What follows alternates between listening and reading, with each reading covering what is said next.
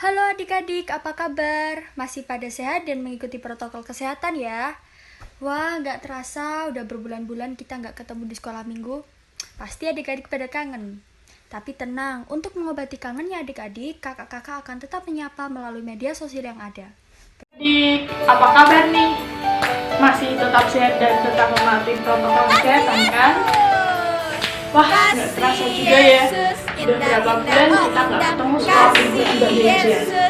Nah, sekarang kakak akan mengajak adik-adik untuk bernyanyi bersama untuk memuji Tuhan. Kita semua percaya kalau kasih Tuhan Yesus itu indah, amin. Amin. Jadi kita mau nyanyikan kasih Yesus. Tepuk tangan yuk.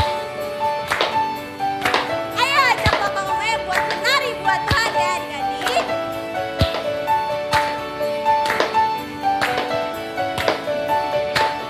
Kasih Yesus. Kasih Yesus indah-indah oh indah.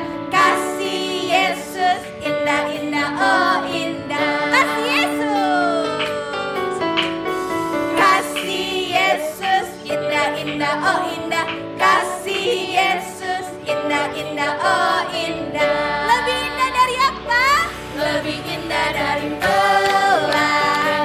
Papa. Lebih indah dari bintang di langit. Lebih indah dari bunga di taman. Oh Yesus, lebih indah. Lebih indah dari bulan. Lebih indah dari bintang di langit. Lebih indah dari bunga di taman. Oh Yesus, kasih Yesus. Pembacaan diambil dari Injil Matius. Kemudian pergilah orang-orang Farisi, mereka berunding bagaimana mereka dapat menjerat Yesus dengan suatu pertanyaan. Mereka menyuruh murid-murid mereka bersama-sama orang-orang Herodian bertanya kepadanya, "Guru, kami tahu engkau adalah seorang yang jujur dan dengan jujur mengajar jalan Allah, dan engkau tidak takut kepada siapapun juga, sebab engkau tidak mencari muka. Katakanlah kepada kami pendapatmu, apakah diperbolehkan membayar pajak kepada kaisar atau tidak?" Tetapi Yesus mengetahui kejahatan hati mereka itu, lalu berkata, "Mengapa kamu mencobai aku, hai orang-orang munafik? Tunjukkanlah kepadaku mata uang untuk pajak itu." Mereka membawa suatu dinar kepadanya. Maka ia bertanya kepada mereka, "Gambar dan tulisan siapakah ini?" Jawab mereka, "Gambar dan tulisan Kaisar."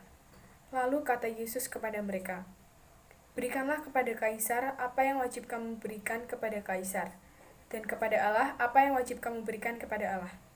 Mendengar itu, heranlah mereka dan meninggalkan Yesus lalu pergi. Demikianlah Injil Tuhan. Terpujilah Kristus. Nah, melalui bacaan tadi kita tahu bahwa banyak orang yang sedang berusaha mencobai Yesus dengan menanyakan apakah boleh membayar pajak kepada kaisar atau tidak. Nah, pada saat itu bangsa Yahudi itu sedang dijajah oleh bangsa Romawi, dan bagi orang Yahudi itu merupakan suatu keterpaksaan untuk membayar pajak kepada kaisar, sebab orang Israel menganggap harta milik mereka merupakan milik Allah, sehingga ketika mereka membayar pajak, maka berarti mereka memberikan milik Allah kepada penjajah.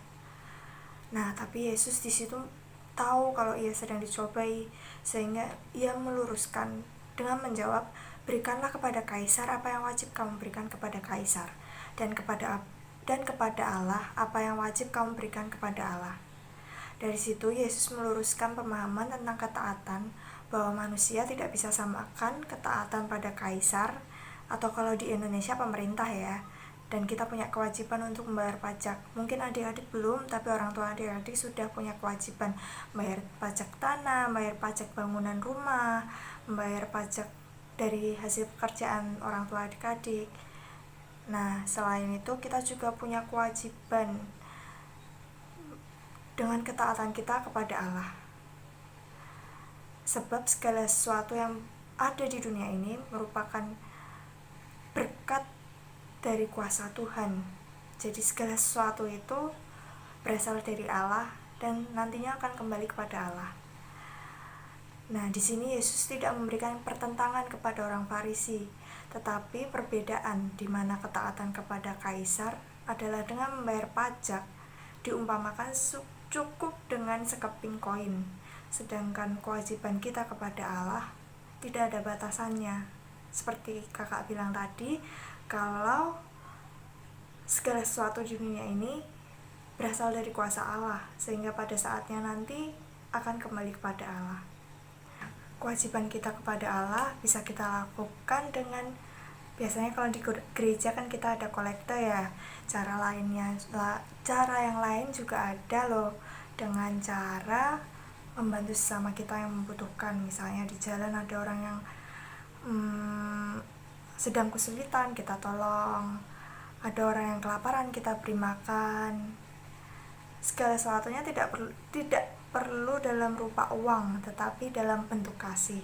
Jadi adik-adik juga sudah bisa membayar kewajiban adik-adik kepada Allah. Gitu ya. Sampai jumpa di pertemuan selanjutnya.